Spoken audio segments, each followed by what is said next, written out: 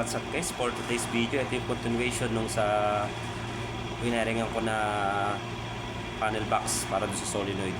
So ito naman yung kung paano ko winaring yung solenoid valve dun sa baba. So mainit yun yung time na yun. So pasensya nyo na at madumi rin yung lugar at mahangin, malikabok.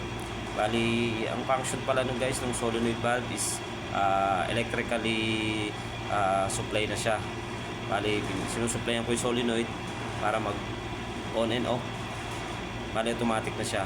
Tapos yung gate valve i-on na lang. Tapos pag sinelect yung selector switch, mag-on and off yung solenoid valve. Bali, yung tubig pag in-on mo, pupunta na dun sa crusher. So hindi mo na siya kailangan laging patay na isara yung gate valve nya. So yun yung trabaho nun, so napadali. Tapos may pump motor din yun guys. Wawiringan din natin yun, nilinya ko lang din yun sa motor noon, packet sa taas. So lalagyan natin ng ano yun, ang float switch.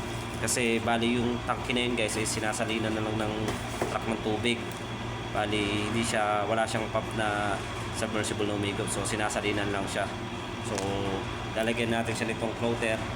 Para trabaho nitong floater guys is pag naubos na yung tubig dun sa tangke, automatic mag-shutdown yung motor para hindi siya ikot na wala na pala siyang sinisipsip na tubig galing dun sa tangke.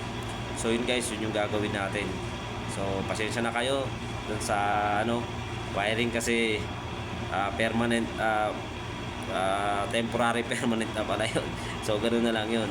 Kasi itong crusher hindi naman talaga ganun kaselan. So yan na lang din nabutan ko dito. Pero kung may ayos sana, mas maganda kung may ayos, kaso ang init kasi. So yun guys, salamat na pakita ko sa inyo, naka timelapse naman yun yung video ko na yun. So yun guys, salamat sa panonood nyo, panoodin nyo na lang.